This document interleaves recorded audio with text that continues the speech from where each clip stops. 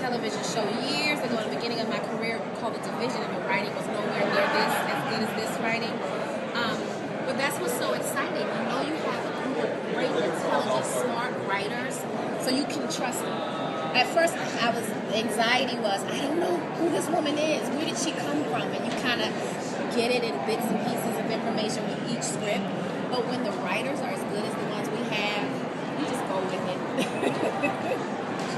Yeah, I totally enjoy it. I've enjoyed the art, the growth, the progress, and who knows where we go from here.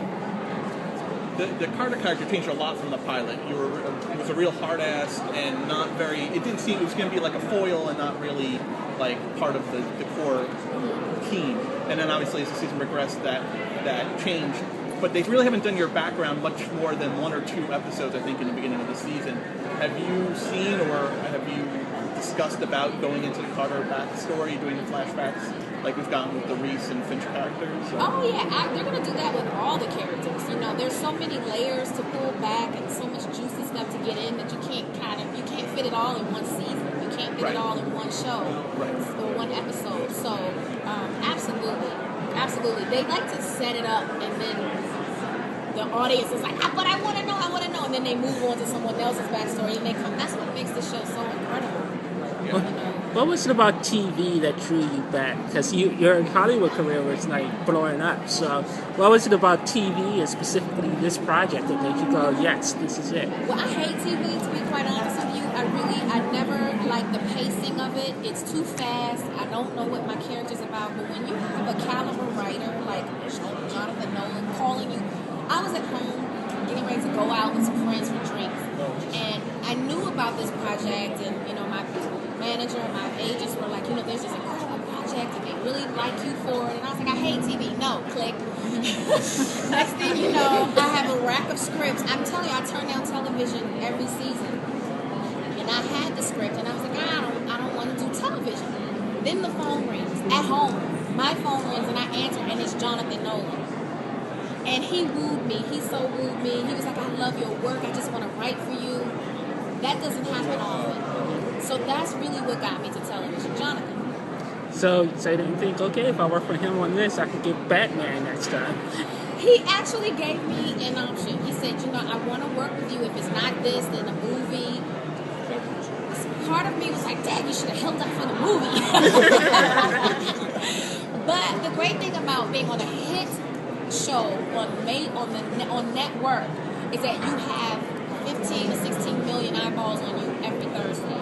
Where a movie, you don't know. You just don't know if it's gonna do well in the box office or how many eyes are gonna be able to see it. And sometimes the success is not so instant because it's like people don't like a movie I did, which brilliant actors, great writing and great directing. Talk to me. People didn't find it until DVD. So the thrill is gone because you want that box office success.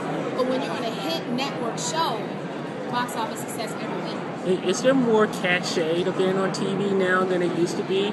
Like there used to be a stigma to it, but now more and more Hollywood stars and I try desperately to get on TV because is the quality just so much better now? Like I said, I think it has a lot to do with the base, the fan base, and the audience. Like I said, a movie, you don't know what it's going to do. You don't know what the mood or the economy. You don't have to pay for anything to watch network television. So you sort of develop a broader fan base, if you will. I know I've definitely acquired some fans that probably never even heard of me, that now they know of me doing research. I get it all the time on Twitter. I didn't know who you were. I'm so sorry, but now that you're on the show, I've done research. I've seen all of your movies. You're incredible. So I think actors are. It's changing a little bit in feature film. It's not the same. You can't get paid blue gobs of money anymore. So where do you make your money? On television. It doesn't take a rocket scientist to figure that out. And then it's, when you get a hit show, that's something special. That doesn't happen every year, every season. Do you think there are more varied roles for women on TV versus what you were getting for features? So. I think so. Just even looking at the guest stars that we have on our shows, I don't know if they would have that type of opportunity in features. Because it's always about the men, Yeah. It's very rare you get a female-driven film that does well in the box office. You know? Has the life changed after the show? So you get more recognized, I guess.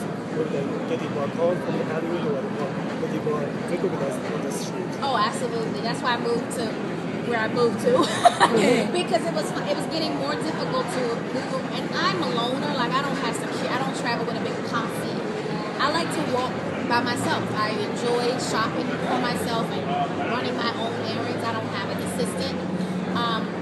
So it was getting a little difficult to do that in the city. Even with the hat. I remember one day I had a hood on, and the hood covered my entire face, and this guy, like, craned his neck. He was like, I see you hiding under there. And I was like, when do you do that? In New York. Yeah, it was getting quite difficult, but the fans are great because they have such a love for the show and for the characters that, you know, I never feel injured. It's coming from a place of love and adoration. So can you talk a little bit about Carter and what she's going to be up to this season? Okay, Carter this season, really, I think now that she's on board with the fellas and she believes in what they're doing, her thing now is, okay, how do you know this? So she wants to know where the information is coming from. So I think this season is going to be more about the machine and peeling back the layers of how the machine operates and, you know, and how the machine was built and why and what for. And so I think that's pretty much what she's going to be after this year. She wants to know, now that I'm on board, okay, you've got to tell me where you're getting this information. I have a friend who's a big fan, and she wants me to ask this question. Fans are divided on a possibility of a Reese Carter romance. How do you feel? That all the time. How do you feel? You know, I'm open. I'm an uninhibited actress. I love work. I love what I do. And I'm open. You know, I don't know. I just don't think that Reese or Finch can ever have a love interest because of what they do. Because, you know, love can sidetrack you. You know? And I don't think that they can. I don't even know if they're capable of giving themselves in that way, if you will. But then again, I didn't create the show, so I'm only guessing. So, as someone who says she doesn't like TV, I'm assuming it really hasn't changed much even though you're working on TV, do you have a favorite TV show? I don't even, you know what? Because I'm so busy, I don't really get to watch television that often, but you know what series I just finished? And Weeds. I watched all 8 seasons in like 2 weeks. That's how I have to watch TV because I don't get a chance to watch it. So Weeds. Now I've moved on to Dexter because my son is a huge Dexter fan. So now I'm starting off with that season. So that's how I have to do. I can't they're like I watch this show. I have to focus on one thing at one time. I watched The Office. I did all 7 seasons. Then I did Weeds, and now I'm on to Dexter.